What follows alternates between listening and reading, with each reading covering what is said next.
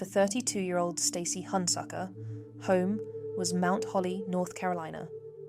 She had married her high school sweetheart Joshua, and together they were raising Piper and Willow. Everyone who knew her said the same thing. She was a great mother, a happy person. But beneath this picture of domestic contentment, something sinister was brewing. And on the 23rd of September 2018, Stacy's life would be stolen in the most calculated, chilling way imaginable. Stacy Robinson had been born in Mecklenburg County, the daughter of John and Susie Robinson. She had 2 brothers, Eric and Paul, and a sister, Amy. After graduating from East Gaston High School, she went on to earn an associate's degree in Paralegal Sciences from Gaston College. She worked as a paralegal at 2 law firms, Ted Grieve and Associates, and Reagan before transitioning to what she truly loved: teaching. She worked at the preschool at First Baptist Charlotte, then at First Methodist Preschool in Mount Holly, and later at the Stowe Young Men's Christian Association. Her friend Shelley O'Day said she was skilled at crafting, making little painted wooden signs that she would sell. In the summer of 2018, O'Day stopped by Stacy's home to pick up a welcome sign she'd purchased for $50. It was during her time working at a department store that she met Joshua Lee Hunsucker. He was 2 years older, and the first thing he noticed about her was her height. Stacy stood at 5'11", and Joshua was 6'5". He asked her out several times, and she turned him down. But Joshua was persistent. He found out she played softball and turned up at her practice session, joining her team. Both were successful players with the potential to turn professional. Eventually, their relationship became romantic.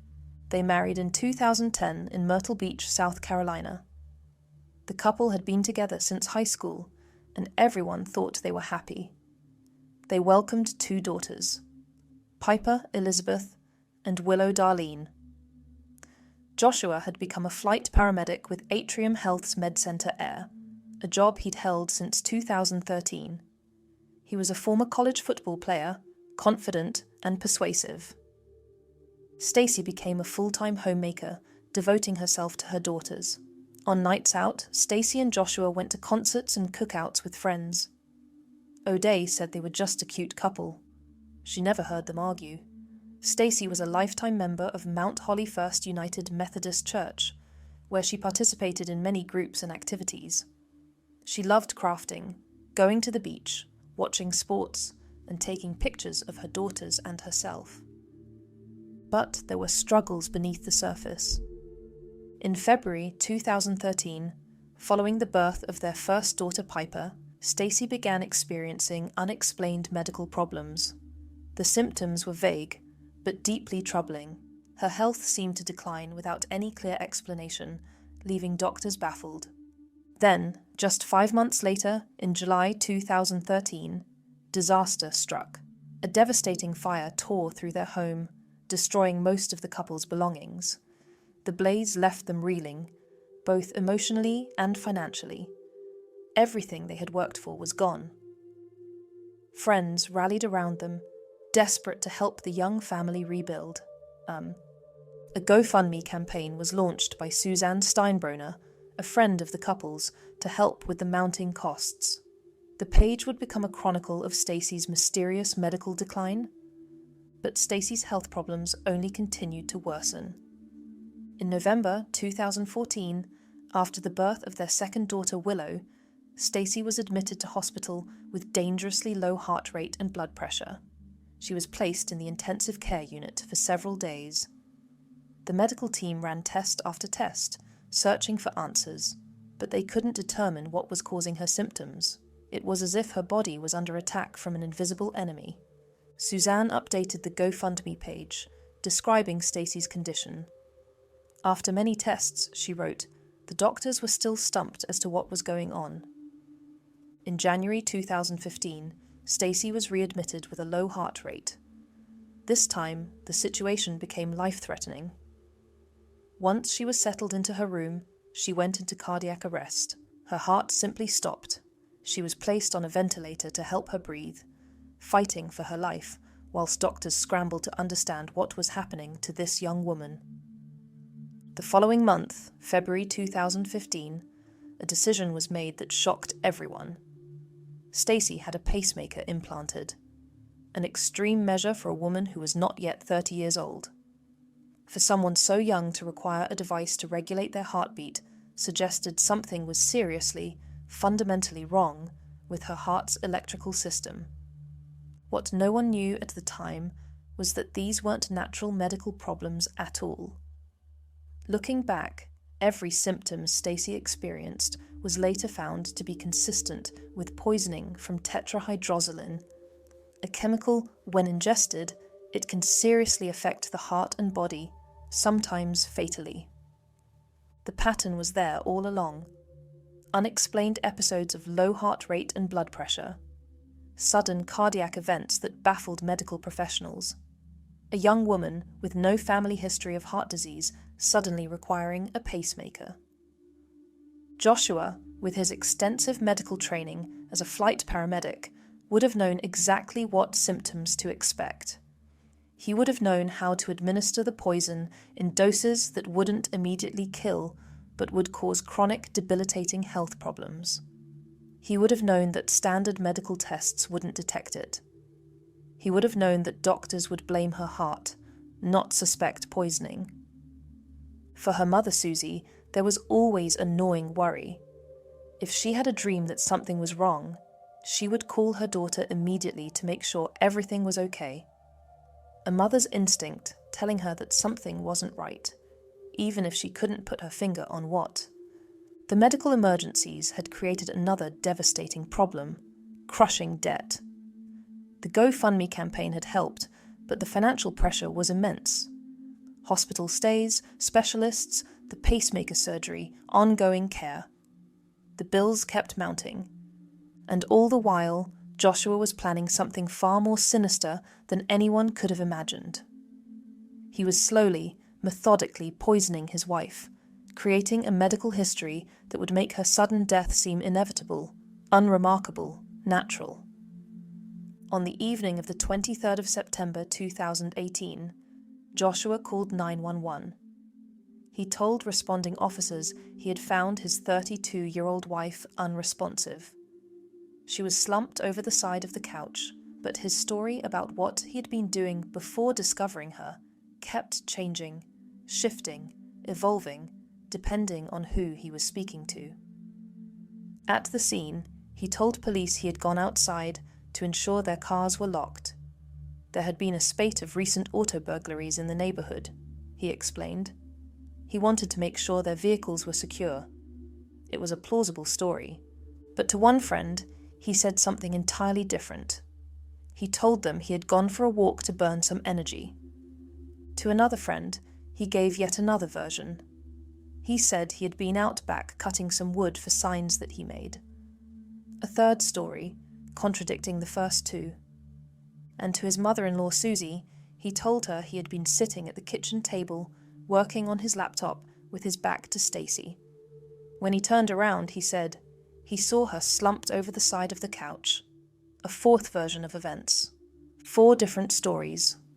4 different versions.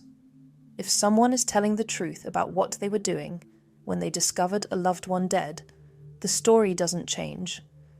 The truth is the truth. When paramedics arrived, they found Stacy unresponsive. She was blue. She wasn't breathing. They rushed her to hospital, but despite their efforts, it was too late. Stacy Robinson Hunsucker was pronounced dead. The cause of death appeared obvious to everyone involved. Cardiac arrest. She had well-documented heart problems. She had a pacemaker. She had a history of mysterious cardiac events. The local police treated it as a natural death, a tragic but not suspicious passing of a young woman whose heart had simply given out. But Joshua's behavior in the hours and days that followed revealed something deeply wrong. He refused to allow a coroner to perform an autopsy. He was adamant about it, even though Stacy had registered to be an organ donor.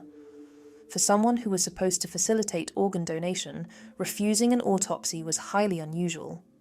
But Joshua was insistent, unwavering. Within 2 days, Stacy's body was cremated. The speed was remarkable, almost unseemly.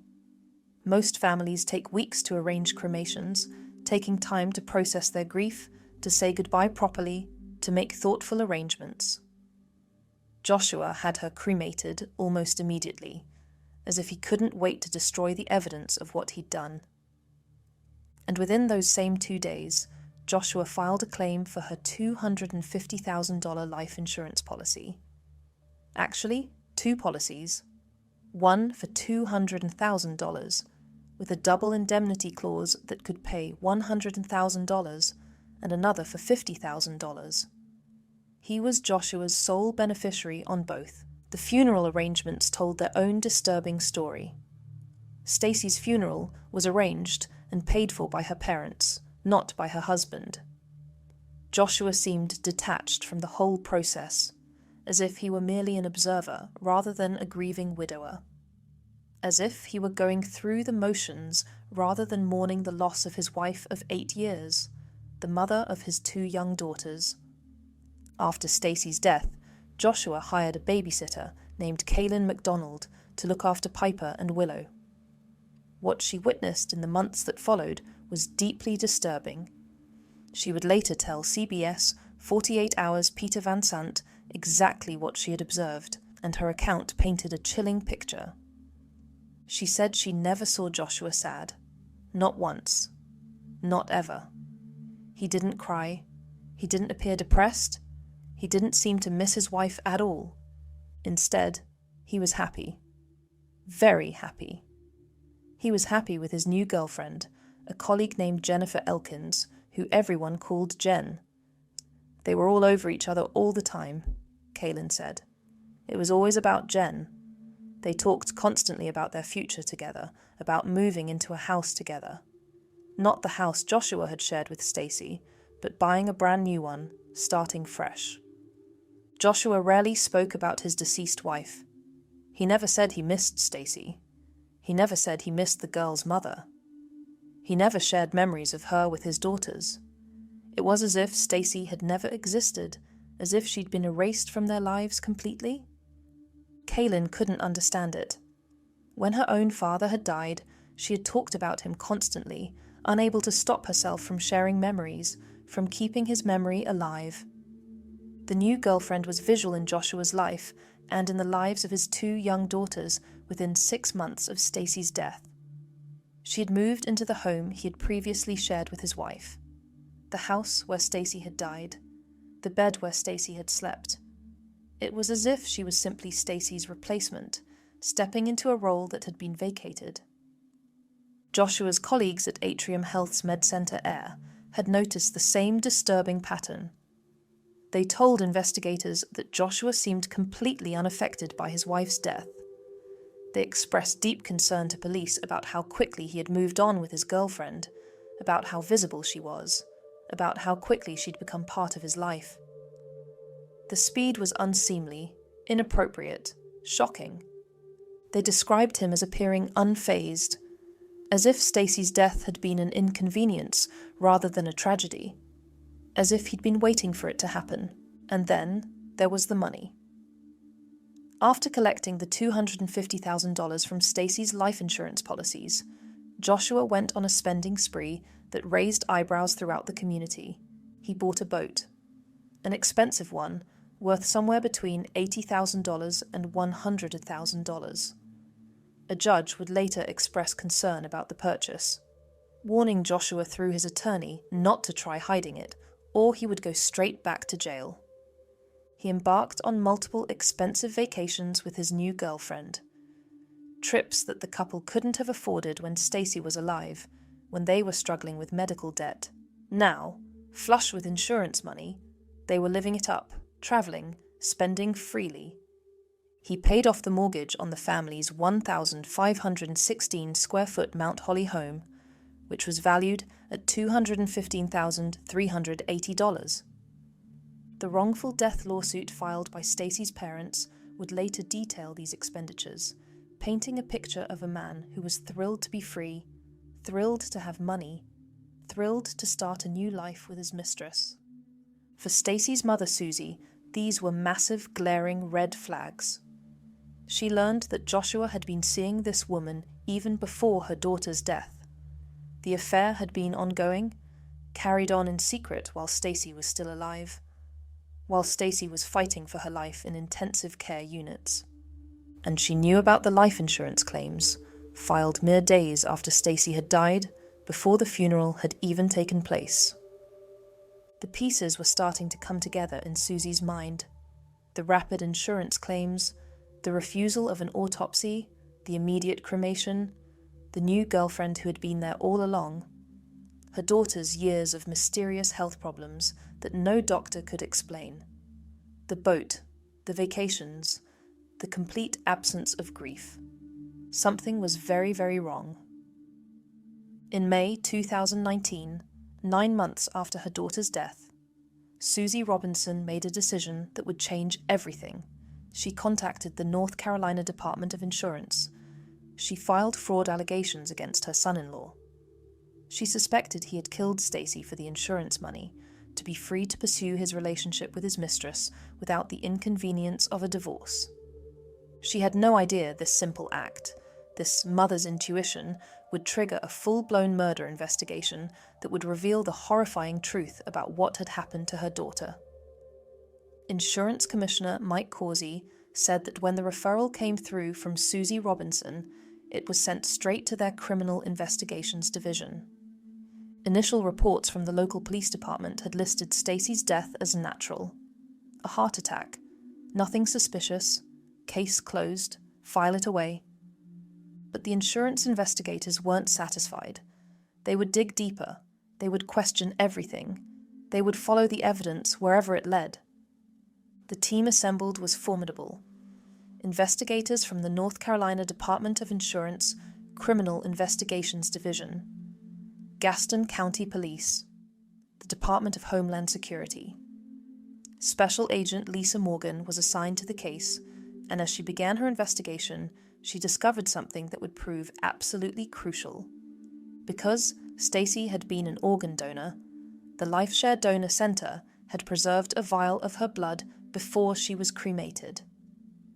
This was routine procedure for organ donors, a standard practice to facilitate the donation process and ensure compatibility.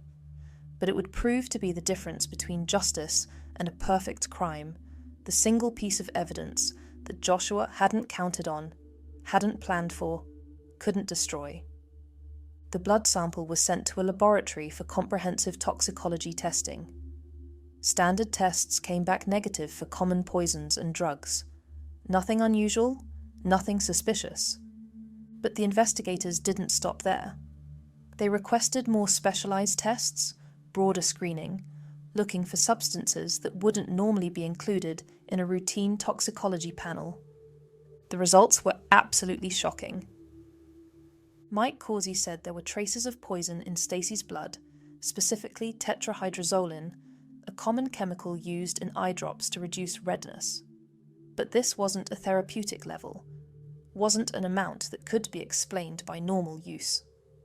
The concentration was 30 to 40 times higher than therapeutic amounts. These weren't levels that could be explained by someone using eye drops as directed by accidentally ingesting a small amount. These were levels that could only come from deliberate, repeated, systematic poisoning. Forensic toxicologist Demi Garvin reviewed the results with growing alarm. She said that the presence of tetrahydrozoline in that concentration absolutely warranted further investigation. She described it as a modern-day Mickey Finn, where a substance is introduced into a beverage without the consent of the individual. This was poisoning. This was murder. Tetrahydrozoline is a decongestant found in over-the-counter eye drops, like Vicane and nasal sprays. When used as directed, applied externally to the eyes or nose, it's relatively safe. But when ingested, it becomes something else entirely, something deadly. The symptoms of tetrahydrozoline ingestion can mimic natural illness, and can be dangerous without being easy to detect on routine tests. For someone with Stacy's documented heart condition, for someone with a pacemaker, someone whose heart was already compromised, it would be particularly deadly. The poison would attack her weakest point, her most vulnerable system, making her death seem like nothing more than another tragic cardiac event. And crucially, devastatingly, standard toxicology screens don't routinely test for it. It's not part of the normal panel of substances that pathologists look for in suspected poisonings. Unless you're specifically looking for tetrahydrozoline, unless you know what you're searching for, unless you have reason to suspect it, you won't find it. It's invisible. North Carolina State Attorney Jordan Green would later explain to the court that the medicine has a dramatic effect on your heart and would cause heart stoppage or heart failure. This wasn't an accident.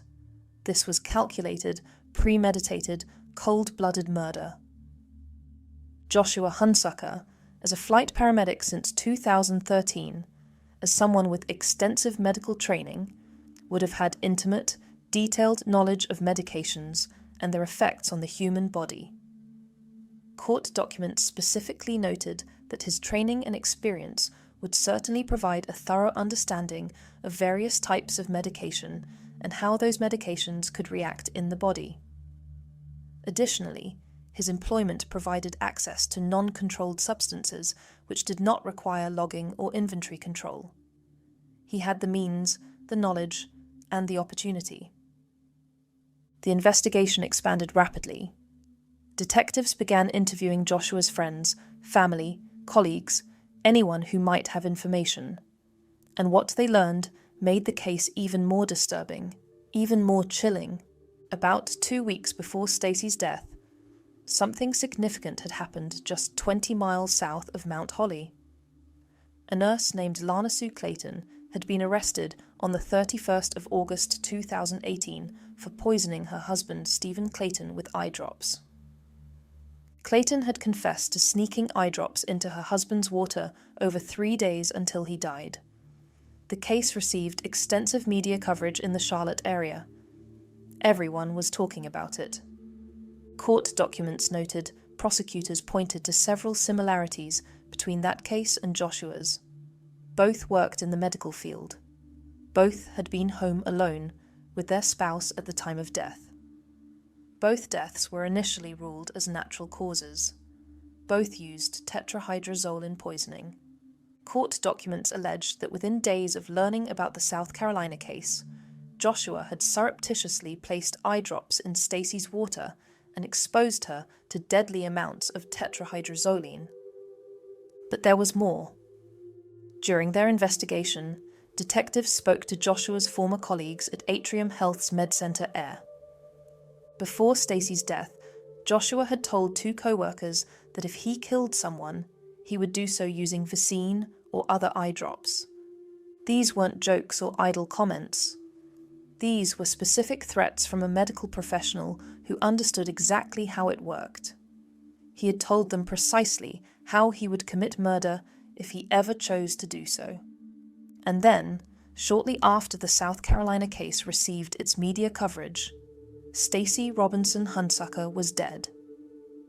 This was a premeditated, calculated murder.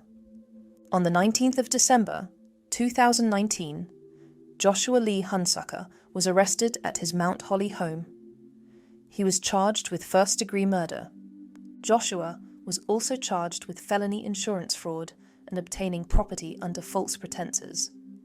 He had received $250,000 in benefits, whilst allegedly knowing that his wife had died by homicide, by his own hand. His bond was set at $1.5 million. On Christmas Eve 2019, just 5 days after his arrest, he posted that bond and was released. A temporary restraining order had been issued to prevent him from using the insurance money, but somehow he found the funds. That release would prove to be a catastrophic, devastating decision. Out on bond, Joshua's behavior became increasingly disturbing and dangerous. District Attorney Travis Page would later state that the defendant's dangerous actions would continue to escalate. He would be proven correct. Joshua began a systematic campaign of harassment against Stacy's parents, John and Susie Robinson. He routinely photographed and videotaped them at their granddaughter's sports events. He sent packages to their home, demanding they drop the murder case. He followed them in his vehicle and drove by their house repeatedly. He made vulgar gestures at them in the parking lot of the church they attended. The intimidation was relentless, designed to terrify them into silence. Then, on the 4th of February, 2023, Joshua staged his own kidnapping. He filed a police report claiming he had stopped to change a flat tire when he was pistol-whipped in the head multiple times. His hands were zip-tied, he said, and he was injected with an unknown substance. He told police his attacker was John Robinson, Stacy's father. He was trying to frame his father-in-law for assault and kidnapping. Mount Holly police investigated thoroughly. They found no evidence to support any part of Joshua's story. They determined he had fabricated the entire incident to shift responsibility for his wife's death onto the Robinsons. It was desperate and bizarre. The police saw through it immediately. But Joshua wasn't done.